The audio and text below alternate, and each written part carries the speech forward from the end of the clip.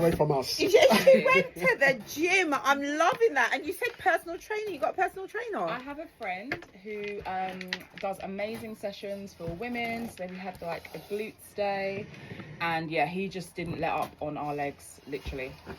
Okay. I'm grateful. That's what I like to hear. So we have an outstanding guest on the show today, and I'm so excited about this one, Steph. This is going to be an amazing show. I'm really looking forward to it today. I'm looking forward. I think this is going to be one of our best ones yet. No pressure, no. No, but do I say this every week? Do I say this every week? I think I say it every week. So do you want to introduce our guest today, Miss Ray? I do indeed. So we have the wonderful Ed Accura. Accura, that's right. Accura, I said it right, is a British filmmaker, musician, producer, author, podcaster, and leading advocate for water safety and diversity in aquatics. Best known for his groundbreaking Blacks Can't Swim documentary series and co-founding the Black Swimming Association, BSA. He works to challenge stereotypes, promote inclusivity, and prevent drownings in African, Caribbean, and Asian communities. That is amazing. Spot on. Wait, there's more. You were born in London and raised between the UK and Ghana. Ghanaian. Love that. Ed learned to swim at age 53. Can think you this is believe amazing. that? Trying to show how old I am. No, because we need to I let them know. know. I said it earlier as That well. was not part of the plan. It's important. Because he never gives up. He's still trying new Because things. there's people, even at my age, I'm going to be 38 this year, right? Yeah. You don't And look it. 40 is Yeah, fast keep on rubbing it approaching. in. Sometimes you kind of, for it. when a century, like not century, we're not 100 Oh wow! Sorry. Oh wow! When a decade comes, Yeah. you get sometimes a fear can come, or society places pressures on you, Yeah. and people think it's too late. So the reason why, sorry for baiting out your age, we have decided to say this is because people really need to know that there's no age limit on starting something. You know, I was just winding you up anyway. Nice comeback, Ed. Nice comeback. What you said was really true. Yes. Yeah. Driven by concern for his daughter's safety and his own experience with aquaphobia. Which we will go into what acrophobia Yeah, we is. need We to go love into that that. one. Since 2012, his work, including films, music, and books, has highlighted systemic barriers to swimming for minority groups. In 2020, he co-founded the BSA, which won the 2022 National Lottery UK Project of the Year award. That's Project of the amazing. year, guys. They give out funding to a lot of people, so that is fantastic. Nearly there. In 2026, Ed released the collaborative single One Life, the soundtrack to his documentary No Lifeguard, No Lifeguard. emerging Afro house artists And we have some we here. have in the building Some fabulous ones. who will be performing for us later. Stay Definitely. tuned, delivering a powerful message that life is precious and protecting it is a shared responsibility. By the end of 2026, he aims to reach 15 million people So we're going to help him. with life-saving water safety messages. Through art, which I love, activism and education, Ed is building a safer, more inclusive, aquatic future for all. Whoa. That is why we're excited, Ed. And that is why What we're an excited. intro. What an intro. A lot of pressure. What a lot of pressure. We have got a lot of pressure on this man today. And you know what? I am so excited that we finally got you on because it's been a struggle. Yeah. I actually Well, here gave I up. am. I gave up at one time. I gave up, but we had a fabulous lady that connected us, and she's actually in the World Cup now. Yeah, Just and left- Shag is amazing. Yeah, so let's shout out. Let's give her a shout out because she just left Monaco. Shadia, we love you. Shadia! You're doing an amazing thing. You Keep should- up the good work. Keep up the good work because you know what? She never gave up. I left the group. I was like, this is not happening. She was like, Sabrina, listening was coming in. I was like, okay, we'll have a whole show for him. She Yeah. edified you correctly. Good. She just told us everything you're doing. So I want to start Yeah. with, back home in Ghana. How did you make the transition to come to the UK? Well, so I was born in the UK. Oh, you were born here? Yeah, born in the UK. Went to Ghana when I was, I think I was about 7 or 8. Mum and Dad were like, "Oh, we're going on holiday," as you do, and it was a 10-year holiday. Was in Ghana for 10 years. Yeah, and, I came back when I think it was about 17, 18. Yeah. Okay, and then you came. So you were back in the UK, and you went to college, university. Right, here? I went to college. Yeah, had my education.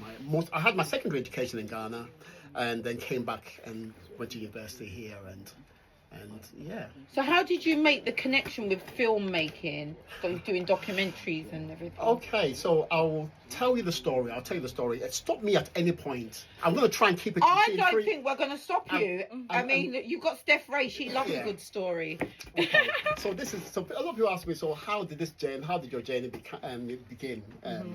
So it started mainly in 2018. So we went on holiday to Barbados. So Oh, I it's love Barbados. I know, it's a beautiful place. It's very expensive. Yep, I know. So it was myself, my wife, my daughter, and a few friends who are from Barbados. So I think there was about 12 of us in total. So we went to Barbados. It was in August.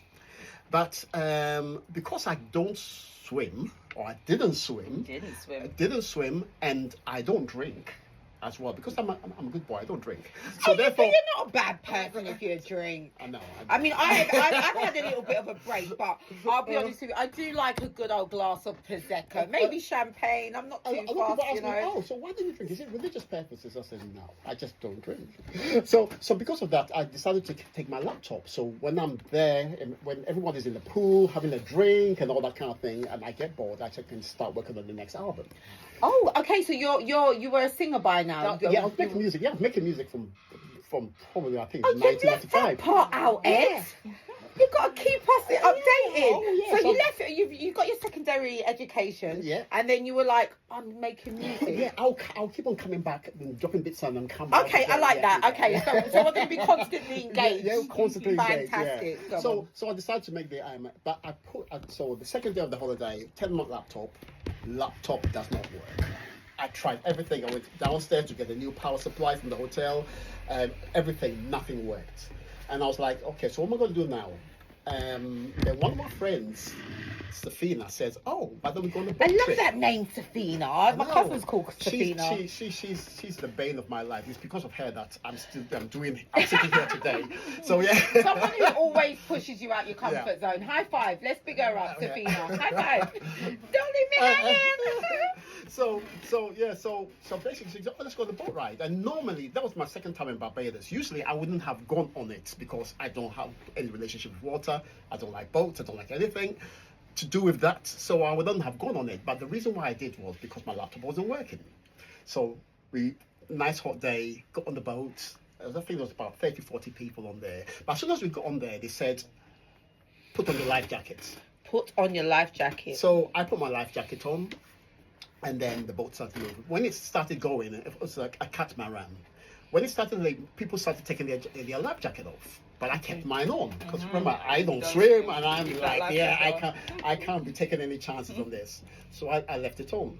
And this same person, Safina, again says, "Why don't I take a picture of you in your life jacket, and you could use it on your next album cover or your next single cover?" And I'm like, why would I have a picture of me with a life jacket? Unless, of course, the song is something to do with. So it gave me the idea, oh, let me write a song. So I wrote this song called Make a Film Called Blacks Can't Swim, which is basically telling somebody to go out there and make a film about it. You know, because I know about the issue. I know about the issue of black people not swimming. What is and the all that issue? Like what? We will get to it. Yeah. We will get to it. This, there's so much to talk about. He's going to go back and forth. Back and forth. He's already gave us a warning, hasn't he? Yeah. So long story short, I made a song, and then the song the chorus was "Make a film called Blacks Can't Swim," soundtrack of the new Jack Swing. Is it a cultural or physical thing? So basically, you hear about people saying that black people have heavy bones and all that kind of thing. So is it a cultural thing or is it a physical thing? So I made a song. I wrote the lyrics. Back to the hotel, and for some reason I said, let me try the laptop again. And I tried the laptop, and it worked. Oh wow, That's a sign. It worked. It was a sign. So yes, back the holidays over, back to the UK, put the song out. Then I get contacted by an organization called Swim in Nature. And there's one particular guy in particular who works there called Mark Trude. He's another bane of my life. And he goes, can I ask you, can you really not swim? And I said, no, I can't. He said, okay, we heard your song. We really like it. but we want to work with you. We want to Fantastic. teach you how to swim. All right, and they're a swimming school. They teach a lot of elite swimmers how to swim. And I'm like, okay. And they said, we're going to teach you how to swim for free. Oh wow, that is And- it. That was and- an act from God. Come then, on. Then I said to myself, well, I grew up in Tottenham, right? I grew up in Tottenham. Tottenham. And if anybody says they're going to give you something for free, They want there something in is return. something, there's Mhm. something. So I'm like, What do you want? what do you want? And he goes, There you go. the reason why we are having this conversation is because we know about the issue, Okay. but we want to about it for certain reasons, sensitivity, because It is quite a sensitive topic as well. So we want to, since you've already started having a conversation, we want to, and then, long story short, I said, okay, fair enough. But then somebody else said, Carl, another friend of mine, Carl, said, why don't you make that documentary? And I go, I've never made a documentary before. I've never made a film before. I've never made so how am I going to... Then I thought, I've made music videos. So I called Mr. X. Mr. X, ring, Mr. X, I want to make a documentary. Pause over the line. He's probably thinking, what is this guy on? Make a documentary. So I explained to him that I want to make a documentary that get a few people together who, talk about the issue with black people and not him. Long story, we'll come back to this, but long story short, I ended up making the documentary. I put the documentary the trailer out on the 24th of December 2018, and it just went crazy. I had black people saying, I can relate to that. Yeah, it's a very yeah. relatable documentary. Yeah, and I had a lot of people saying, I didn't know about that, but thinking about it, when I go to the swimming pool, I don't see a lot of black people, black and Asian people there. So the conversation kept on going throughout 2019, and then I did a podcast called In the Deep End, where I was interviewing people from the black and Asian community about their journey about swimming, why they swim. I interviewed DJ Semtex, Noel Clark, Colin Salmon, and quite a few people about their journeys. But there's one person that someone told me to interview, a lady by the name of Alice Deering.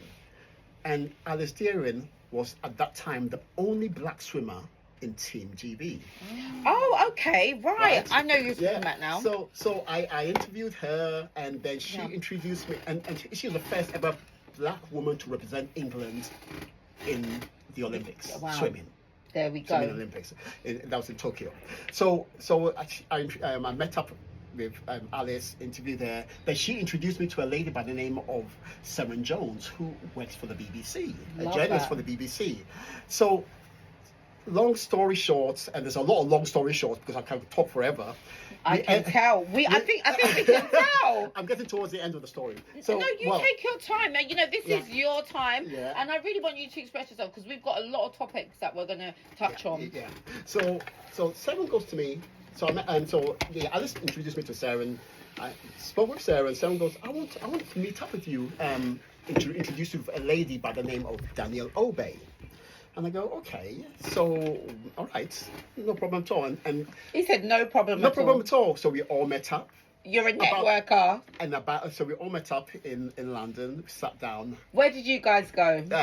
A hotel reception area in Charing Cross. I think the hotel is no longer there. It's called something else. I can't remember the name of it. I love the Corinthia Hotel in Charing Cross. Yeah, that's I've been there many Oh, times. how gorgeous is that hotel?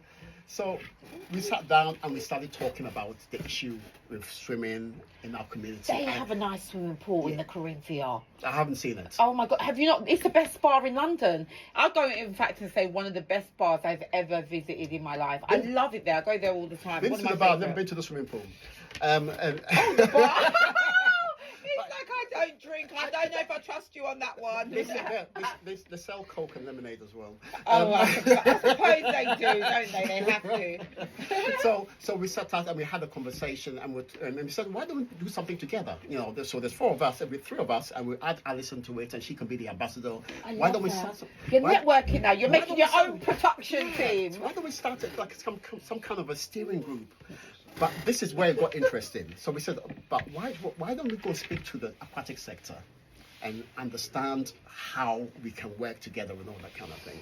Round about that time, statistics had just come out from Sport England stating that 95% of black adults in England do not swim.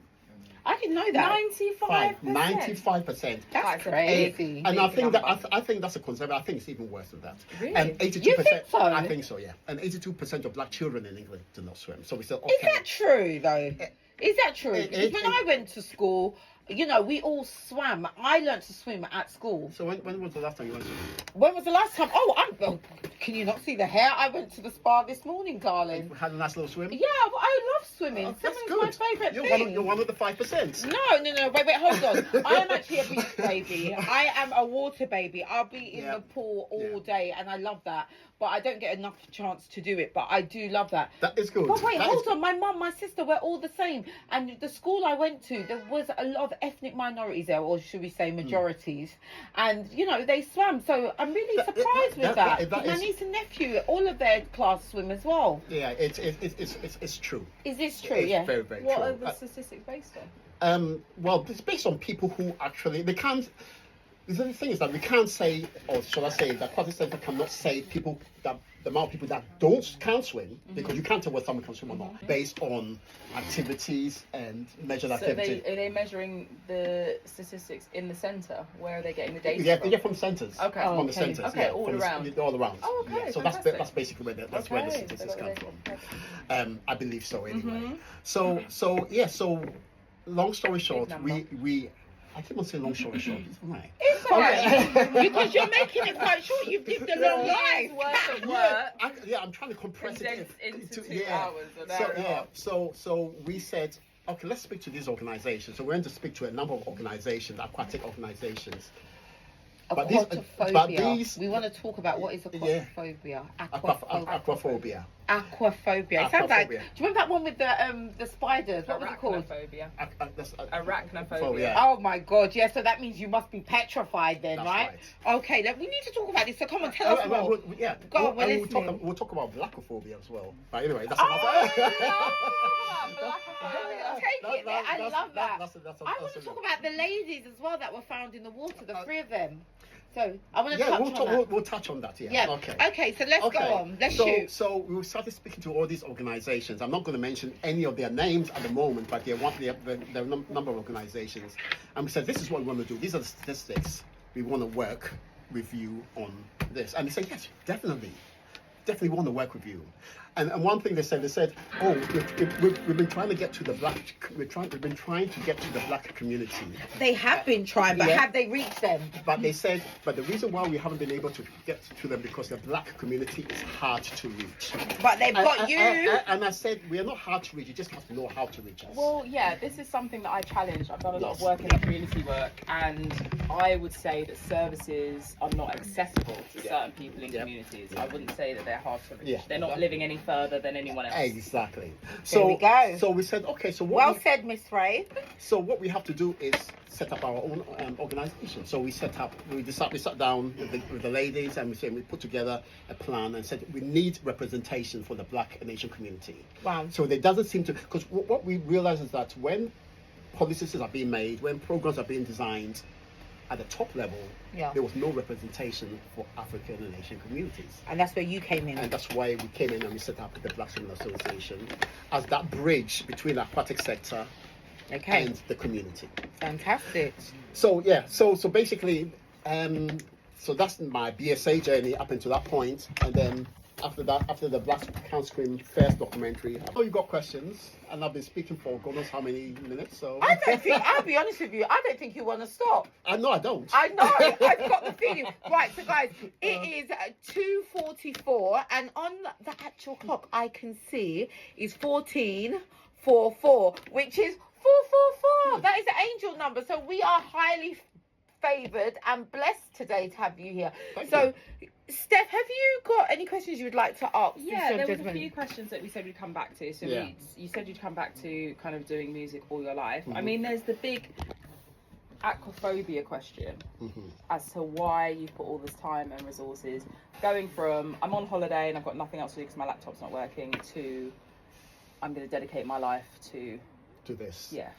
It's a big and still have a day job. difference. And A lot still of have a people. day job. I'm an IT consultant, so a lot of people think. Oh, I love that. A lot of people I've think got that some work for you. This is your 9 to 5. I've got some jobs. I'm busy on that day. I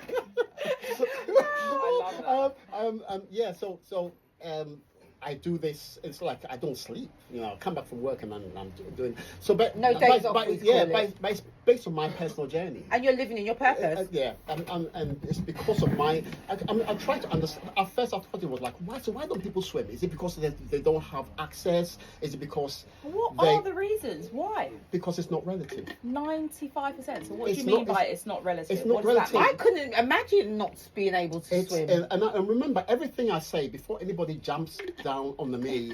It's based on my personal journey, Okay. and based on the people I've spoken to within the documentaries. Because the documentaries is basically interviewing people about their personal journeys Yes. and such. So based on a lot of people do not relate in our communities. Do not relate to swimming, Okay. and that's why I say it's not relatable. A lot of It- people, I you know like what? that. I know with a lot of girls, they don't like to get their hair wet. That's one of the Hair. reasons. That's number one. one. Or they don't like to mess up their makeup. I'm free of Yep. that all. Okay. You know. Yeah, but Because you're beautiful without makeup. no, anyway, well, I so- think you just have to love yourself in your skin, and I don't care. I don't care about the hair. I don't care about the makeup. But I get it. If you're a person who spends a lot on Chanel and Prada aesthetics, i.e., the makeup, the lipstick, you don't want to just wash it off in water. So I get it. But then, do Then- I get it? then- Why then- would you not swim? And I spoke to my young nephew, Darren Kane, about 3-4 years ago. And he's heavily into football. He's trained to be a footballer. Darren Kane. Darren Kane, yeah. Okay. Yeah. Fantastic. My younger brother's son. And so I was speaking about my journey and all that kind of. Actually, what happened was he was starting swimming lessons at his school. Fantastic. But he said, I don't want to do it. Oh, right. There you go. So Some people opt out. he told his dad that I don't want to do it, right? And then his dad goes, hold on, look what your uncle's doing. Your uncle has been an advocate for swimming and all that kind of thing. What do you mean you don't want to do it? He goes, oh, swimming ain't for black people. What do we say? He's going, I think we have to get rid of that stigma. and this was a 12-year-old boy. He said, swimming's not for black. And I go, what do you mean it's not black for people? And then he goes, okay, I love football, black, role models and all those kind of things. Yeah. It's swimming. And then we actually looked at the Team GB, Yeah. and there was only one. So there you go. It's in your face. But can I just cut you for 1 second and just let you know, in the Caribbean, we are advocates of swimming. I'll be honest with you, on Sunday. But they're if- islands. Yeah, that's what I mean. I Surrounded think by so. water, When you it's a say different black culture. people, it really makes me think. What? But everyone I know swims. All my family in Jamaica back home. We are running to that beach on a Sunday. We are. It's a aqua weekly- blue sea. So it's yeah. it's relatable to island people. Yeah, people I that think. swim. In Africa. To some degree. Yeah. And I'll challenge that. And this is why I will challenge it. Okay, please. And we I- go to the river as well. Oh, I love the river and waterfalls. I was speaking. I was speaking with one. We were in Barbados, and was it 21 by 14? Yeah, you can do the whole Yeah. place in a year. I mean, in a Yeah. day. You can drive the whole island in one day and see everywhere in Barbados. Can you imagine how small that is? So I was speaking with. Went to see one of my friend Adrian, who is Bayesian. We went to see his uncle who lives in Barbados, and they were talking about my journey and all that kind of thing. And I Okay. asked him, "Can you swim?" And he looked at me and laughed. He goes, "No. Why would I swim? I don't live near the river. I don't live near by the sea." And I go, right. "You can see the sea from any point." He goes, "No, I don't." So basically, Only if you live near it's it. only if you live near it. I spent 10 years in Ghana. I grew up, and I never had any. Broadening. It's not just educational activities that are important for children.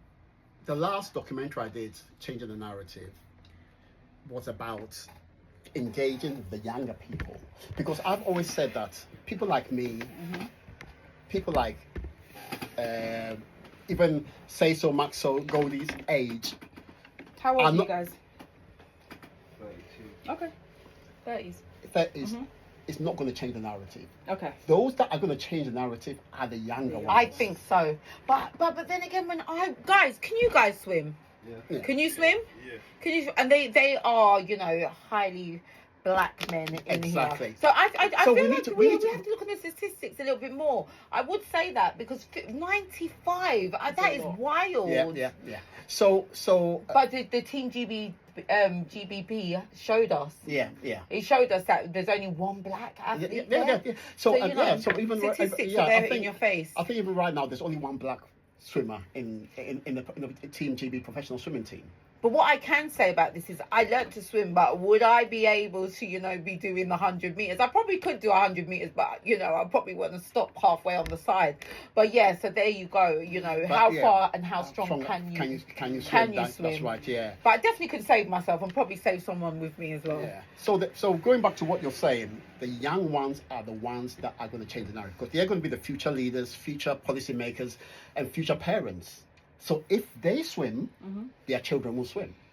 And that's why everything I do is geared towards... I love this. I'm getting ideas now. Should we have a swimming day where we get everyone to come and swim? Oh my God, this would be fabulous.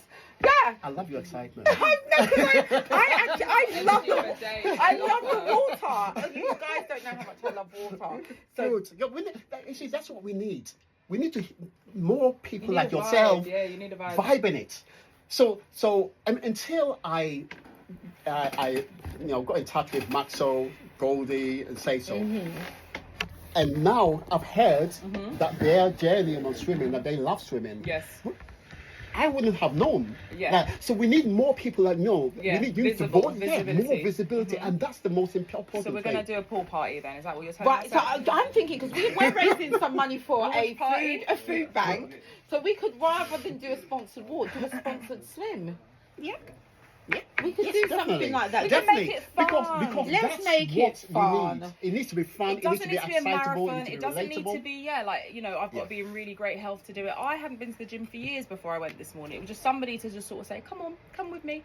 You've got a personal Sometimes trainer you just now. No, but it's a friend of mine. So sometimes you just need a little nudge, and, they have like release parties and things like that. You can make things relatable to young people and, I'm going to tell you a little story. Right. This is a very, very short story. It's only about a minute long. And Say So will know this. Or probably maybe he wouldn't know this. So when we were filming, so all the documentaries that we do is not about swimming. It's actually about not swimming. Oh wow! So there's very, very little swimming involved. It's just conversations about it and all that kind of thing, stories. But at the end, there's always a swimming pool scene. There's always a swimming pool scene earlier. So when we were doing the sequel, so we rounded up the people, we had the conversation, all that kind of thing. And at the end of it, I told people that, we need to go, and this is Blacks Can't Swim, the sequel. We need to go, I'm booking a swimming pool, and we're going to go and do the last scene in there. Then a few people said, oh, no, Ed, that wasn't part of the plan. You didn't say we're going to have to go and swim. You didn't have to say we're going to have to get into the water and all that kind of thing. This is when he needed my number and Steph's number, because we'd be like, we'll be there when you come waiting in the pool. But I said, okay, we're just going to get into the pool, and we're just going to have film the scenes, and then that's it. So it's going to be very short. So I booked the pool from 10 o'clock to 2 o'clock, 4 hours on a Saturday. Where did you book this pool? How is this happening? Tell me more. This is Swimming Nature's pool in North London. So we booked it. Is it nice? But we did something very different. So Mr. Rex and I said, okay, what we'll do is we'll get music playing. We get people doing their hair. We got to make it relatable. So people came down. They got into the pool, and we did the filming. But I had to leave runabout after an hour or so. So I had Your to leave. own party, Ed. So film is finished and I had to leave another time. I was there for 3 hours. After that, I had to leave. Then Mr. Rex called me. He goes, Ed, is there any time you can extend the what do you call it, the session? And I go, You're having fun. I go, why? I thought we'd done all the film. He goes, yeah, people are having so much fun. Oh, I love that. So much fun. You know what I mean? We just want to continue. And that's why I always say, if you make it fun, make it relatable, make it interesting, make it exciting, people get into the water. I know, we used to have this thing called wavelengths as well, and I remember as a child, I remember my mum used to take in Deptford, yeah. My mum used to take me and my sister there, and she would be in the sauna and we'd be going down these slides and the water would start moving, and it was just so fun. There was a thing called Water Palace as well in Purley. Do you remember Water Palace? Oh my God. I've heard of it. I loved it. So all my cousins would come down from Manchester and then they would be, at my birthdays, any event, we would go to Water Palace, and they've got like the little rings that you go around, little bubble gum. Did you go there? Definitely went there. Definitely went there. It was an occasion. I definitely didn't go there. Oh yeah, of course you never. But you know, they're closing down these sorts of places. yeah. So it's if you taking the fun away from from we kids. need, you know, something like that. I swear to you, that was like the highlight of my year when we're going to Water Palace.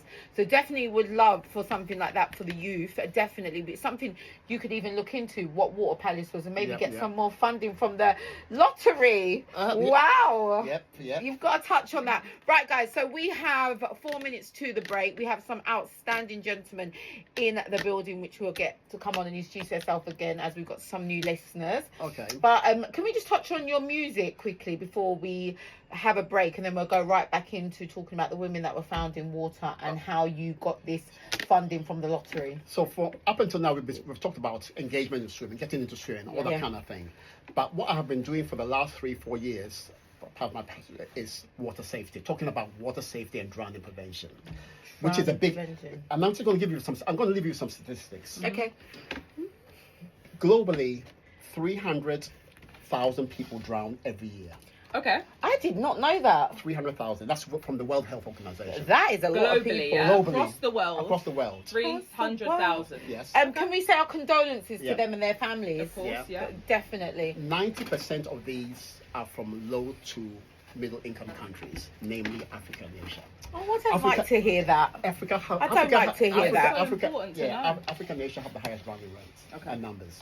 Basically, And what do you think contributes to that? Oh, there's a lot of there's I think a lack of education. lack of education, lack of resources. There's so many knowledge and all that kind of thing. So there's so much we can talk about this. We're going to go into it. We'll go into that. But you were talking about music.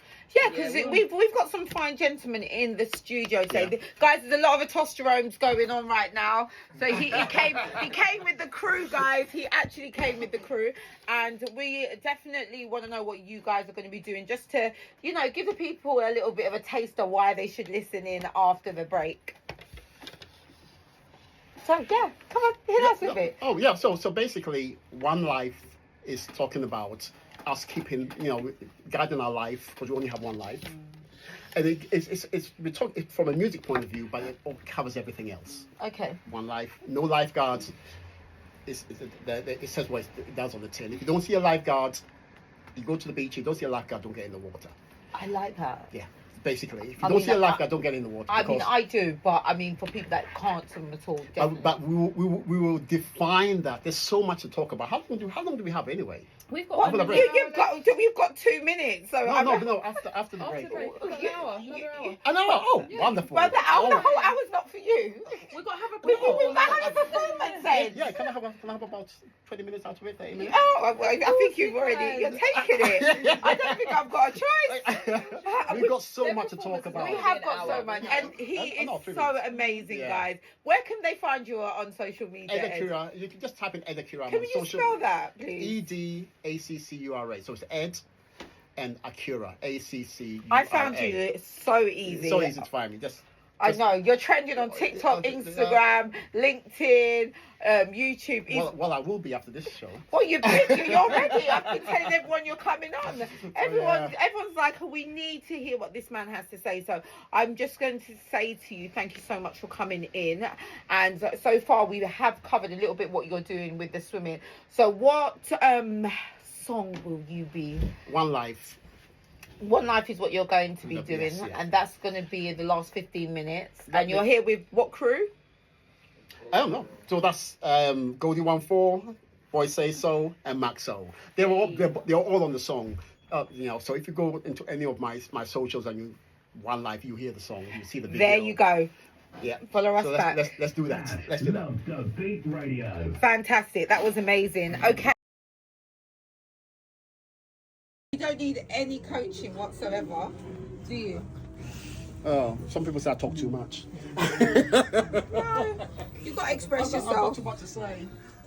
You've got to express yourself in life, Okay, guys. We're doing fantastic. And we have some gentlemen in the studio today. Who are these guys in the studio? Can we start with you, sir? I go by the name of Boy Say So. I'm an Afro House artist. I'm based in South East London. And making Afro House music. And I'm here with Ed, Goldie, and Mexo. Okay, so Ed, sorry, we've just been speaking to you. What would you like to say to us? I have a complaint. What's the complaint? I didn't get glasses. Everyone's got glasses. Everyone's got this fancy glasses on, and I didn't get one. But because you've got prescription glasses, Ed. Yeah, that's no excuse. But anyway, We're fine. Steph, have a look in the Shades by Brie. Oh, sorry, guys. They're all wearing Shades by Brie at the moment, which is absolutely phenomenal. no, I actually took one. You've got some. Yeah, but I just wanted to make a complaint anyway. I took it. He's Yeah, I just actually wanted to took make a a pair complaint. for himself. I love that. I love that. Right, so we have Ed. Yes, that's me. How are you enjoying yourself so far? I'm having a wonderful time. Okay, so we're going to move on to these gentlemen that you brought in today. Who is this gentleman? Yeah, so I go by the name of Goldie14 from South East London. I do Afro House music. And yeah, straight vibes. Okay, and you are, sir? I'm Maxwell. I'm an Afro House artist from South East London. You can find me on all socials at from Maxwell. Okay, fantastic. And where can we find you as a collective? Ogogororecords.com. How do you spell that, sir? I heard he's enjoying the sweets. Wait, just upwards. So OGOGORO.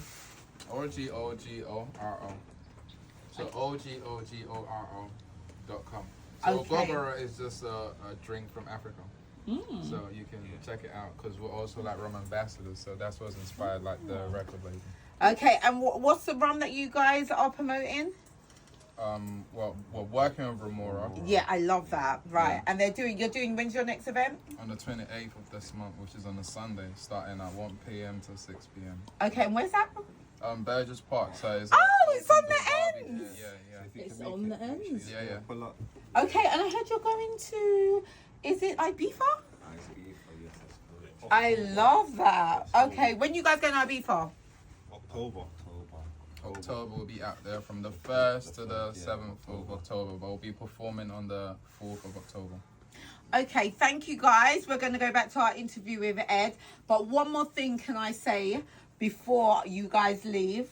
You guys will be doing what later for us here in the studio? A live performance. Oh my God, we're really excited. So in the last 15 minutes, we can, get our glad rags on and have a bit of a boogie.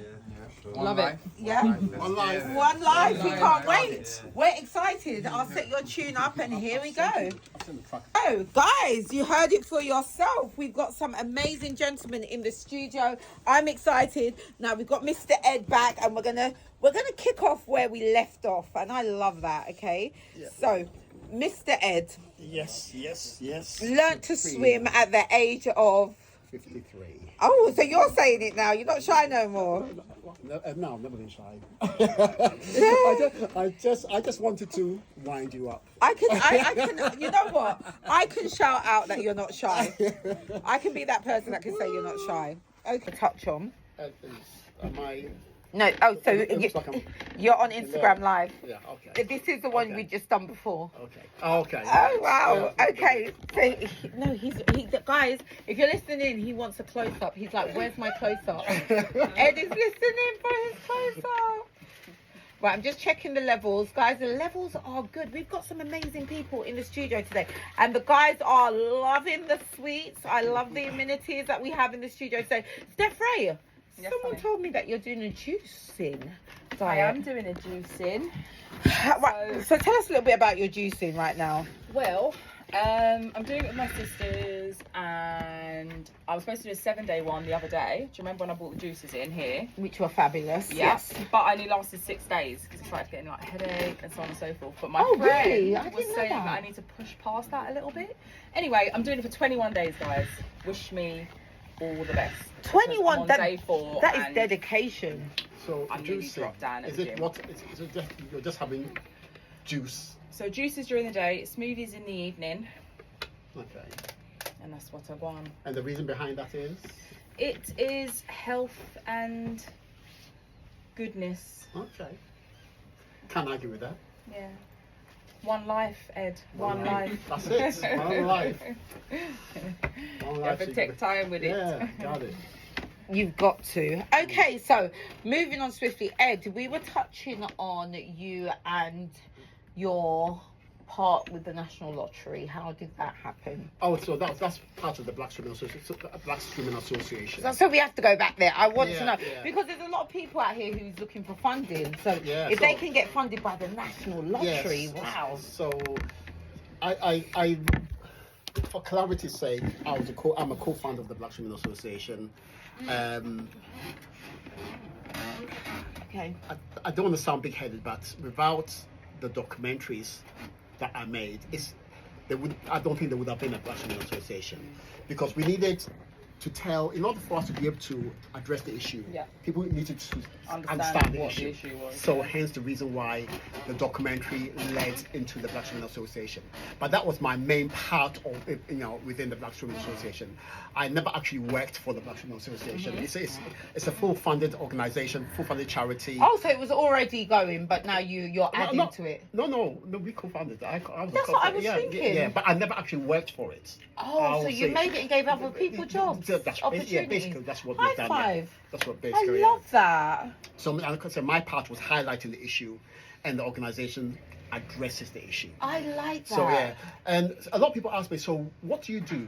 And basically, what I do is I use creative media Yes. to engage in conversations with communities most at risk of drowning, and then use that to continue the conversation, because you tend to find out that most people that are at risk of drowning,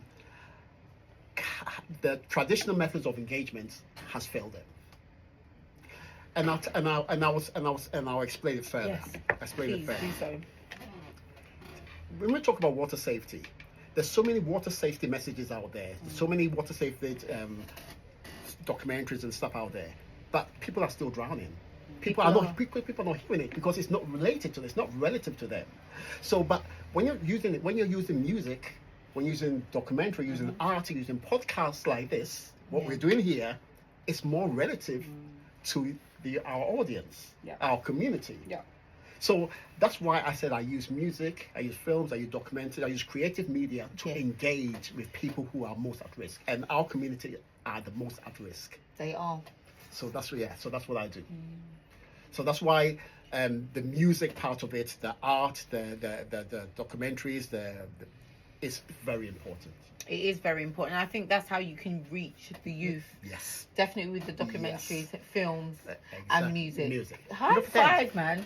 You're just like killing it. And I think you're going to go from strength to strength. Yeah. So at this point, okay, you've got the funding now from the National Lottery. Was it hard to get those? It was hard. This was hard. Let me be very, very clear. Yes. Everything that I have done from the very beginning of this journey up until now has not been funded by anyone but myself. Okay.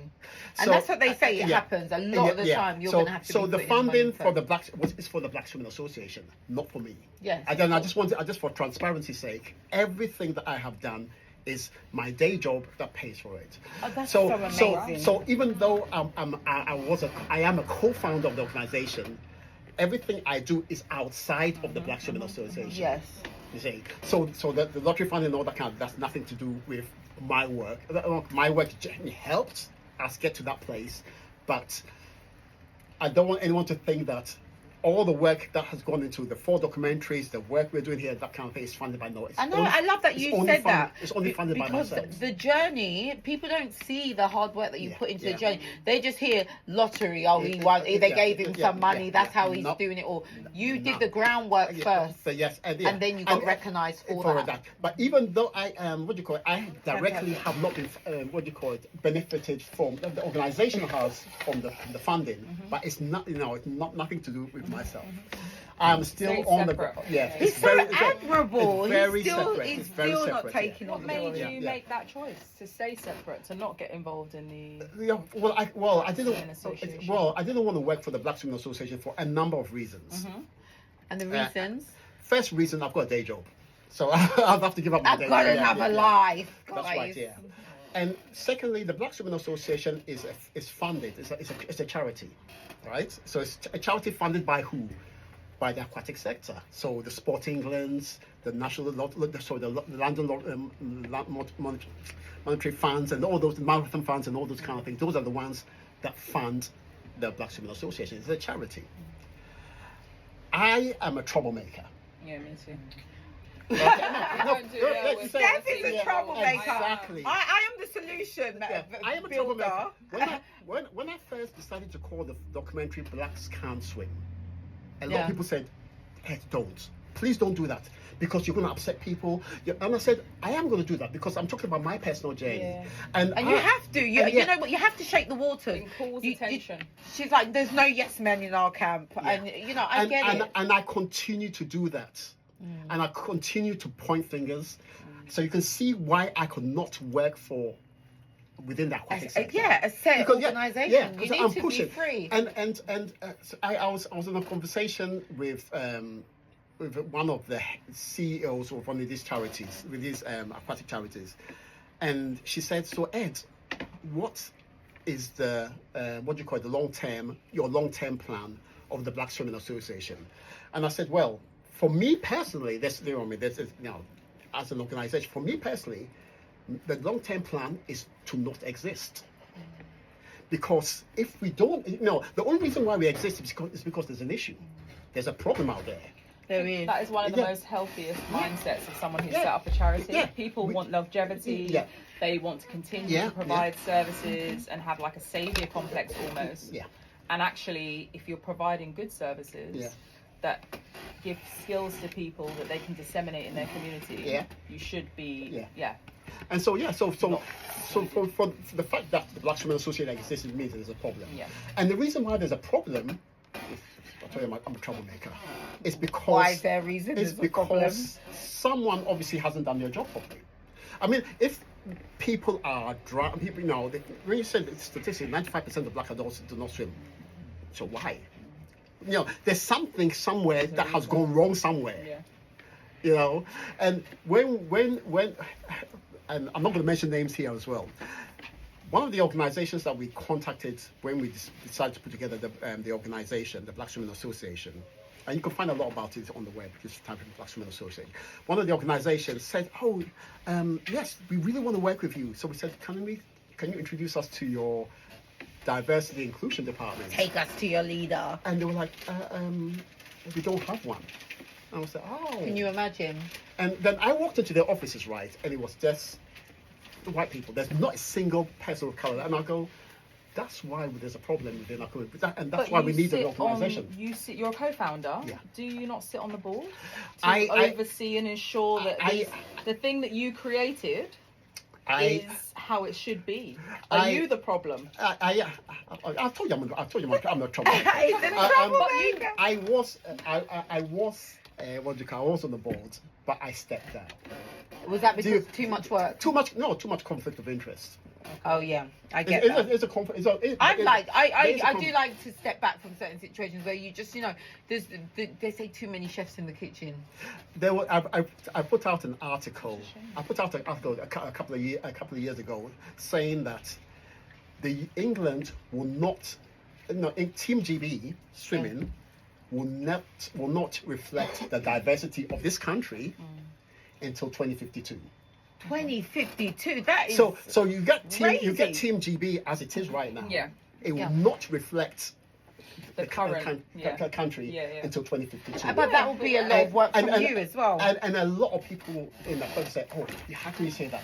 That's normal. But it's true. That's normal. That's normal. If you look at, remember, Team GB is the top of athleticism in the country. Yes. So if you're looking at the top CEOs, you're looking at the founders of organisations. How black are they?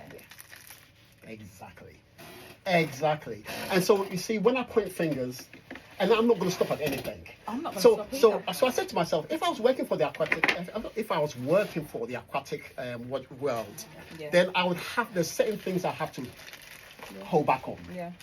But I don't want to hold back. Yeah, I want to push. freedom. So that's why I step away. Yes.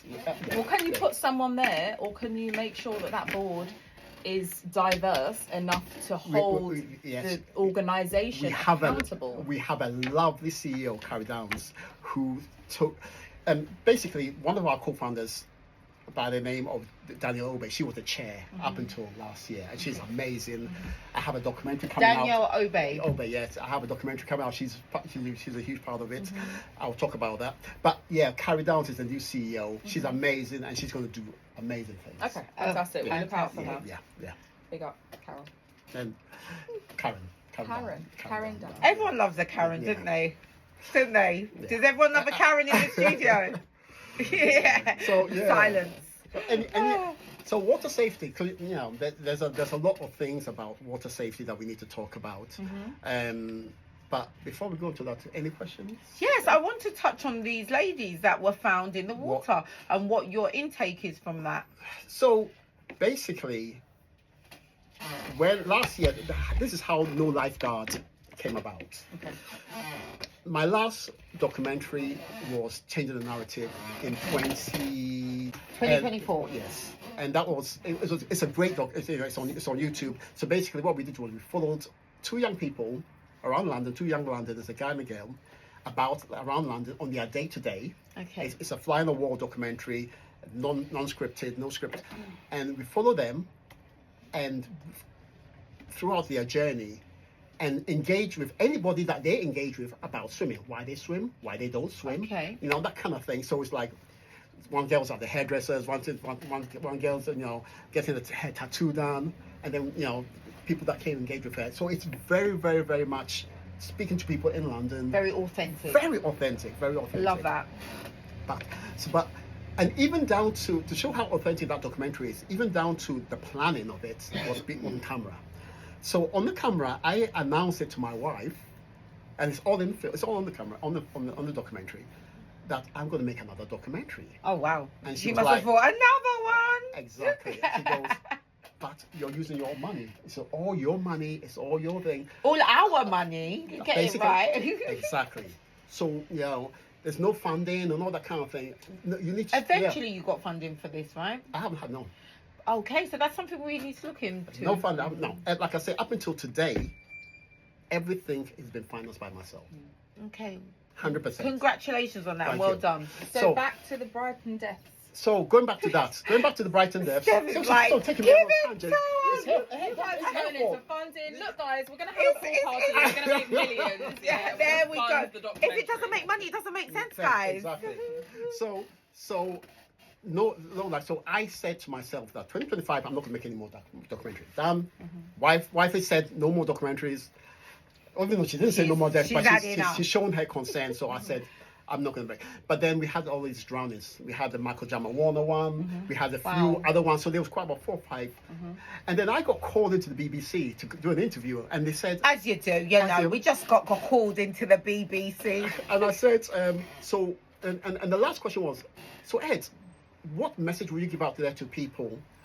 You know, what message do you leave us with on the stage? And so I said to myself, if you don't see a lifeguard and you're swimming by the beach, do not get into the water. I think that is great advice. And so I did a song, No Lifeguard. So, but then I got a lot of people come up to me and saying, oh yeah, but I swim on my own. But you're telling us that if you don't see a lifeguard, you can't get into the water. But some places don't have lifeguards. So that's another story we're going to get to. So that's how No Lifeguards started. So those 3 young ladies, Yes. I posted the story when it first came out, but I have not commented on the story for a number of reasons, because the work we do is about unintentional drowning, right? So it's about unintentional drowning, the message. Accidental. You think that was intentional? I'm not saying it's intentional. Okay. But I'm until not we saying- know, until we know, we can't comment. We can't comment. Yeah. Will So we ever know, Ed? I think we will know. I think we will You know. think it's going to come out? There's too many variables on this story for it to not come out. I don't know. I am really intrigued. I haven't seen anything from any of their friends. That's it. That's one thing. I'm just like, at There's least not- someone from school, primary school, college, university, work. There's been no not other one pictures, post. and they're saying that all the pictures was an AI AI? generated picture. So did it happen? And you see, that's why I've stayed away, because I don't know. Like I said, unintentional and accidental dramas is it's my work. It's my forte. But this one, we don't know where we are. So until we know. And I'll I just like kinda that stay because there. you are a solid source of information, Yeah. and you've built your whole branding on that. So Yes. when people come to you, they know they're getting the real deal. Okay. So for us to even enter into something where we're unsure of and we don't know if it is something that we want to put our name aside Yeah. with. So yeah, I respect that, and it's something that I have been a advocate of as well, in a sense of I don't know. Steph and I Yeah. have kept on saying we don't know, but we want to know. But we need to know. We Yeah. need to know. We need to know. Because for women, a lot of black people have been found in water, and I think that your song that you're going to do as well, One Life, shows that you do have one life. If you don't see a lifeguard, don't get in that water. Yeah. And I think that what you're doing as well, just really bringing awareness to people about the water, and really helping ethnic minorities, which I call majorities. Yeah. You I like that. really helping them to learn to swim. So I definitely think that's something we should really look into on doing something to raise money with getting people in the water with the right safety measures and teaching them the safety measures as well. That'd be good. And just to flip the script to make it Let's flip more interesting, Yeah. no lifeguard. So let me ask one question. I want to ask a question, and I'm pretty sure I'm going to get the answer I think I'm going to get. Okay. So what's a lifeguard? I would say a lifeguard is someone who protects your life. Okay. I guess traditionally it's like the Baywatch guy or female in the yellow top. So We would love if it was They're them. paid. They can. I don't know the legal term, by the way. Yeah. But this is in terms of just what is known, Yeah. general knowledge. And they are trained to swim a certain amount. They have to be able to swim, Yeah. and they have to be able to rescue someone if they notice signs of drowning. And I say that if you ask 100 people, 1,000 people, 99% of them will give exactly the same, and I would give the same. Oh, she's got the Is there a computer in front of her. Yeah. She just went on ChatGPT. No, That's just- joking. I'm winding her up. Normally she's like, answer a question. She's like, yes, I knew that. I had that one in my mind. So and that is the definition of a lifeguard. Okay.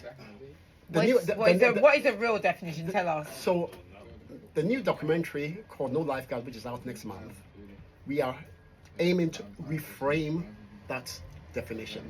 Okay. And the reason why I Fantastic. don't feel comfortable with that definition is, so a lifeguard, there's a lifeguard. Don't get into water until you see a lifeguard. Oh, so the lifeguard is the person who has to save me. Whereby, don't you have any responsibility on yourself? Guardian of life. Yeah. I mean, we've seen loads of kids like diving into rivers and saving people. They took on that role as a lifeguard to help people.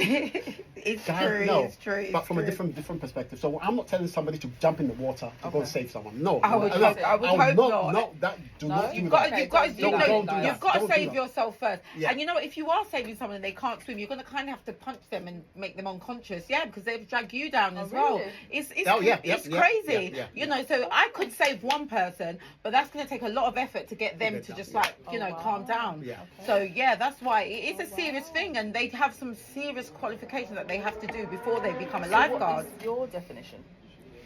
Prevention is better than cure. So when I say lifeguards, I'm talking about having a lifeguard ecosystem. Okay. So a lifeguard ecosystem, which involves you as because you're the primary person. It's Yeah. your life. Taking responsibility. Then you have the professionals. But you make that decision before you get into the water. Yes. So you're guarding your life You're before guarding your life. before you even get into the water. First and foremost, what are my skills? What are my swimming skills? What are my water safety skills? Secondly, what's the water doing? Yes. Is it safe to Is get it in? choppy? Yeah. And thirdly, in case of danger, what am I going to do? What's the emergency Yeah. plan? So you're guarding your life. You are part of the lifeguard system, the lifeguard ecosystem, as opposed to just Relying on the other others. person take some of that responsibility. And a lot of us do not take that responsibility. Oh, really? That's why, yeah, Being exactly. a troublemaker. Exactly, yeah, exactly. So that's why the new documentary is right. about the lifeguard ecosystem. Let's change that perception, that reframe the word lifeguard. We are all lifeguards. We need to guard our Our life. own lives. Yeah. There you go. Wow, guys, that was tremendous. Right, I think we should love do a rapid fire then.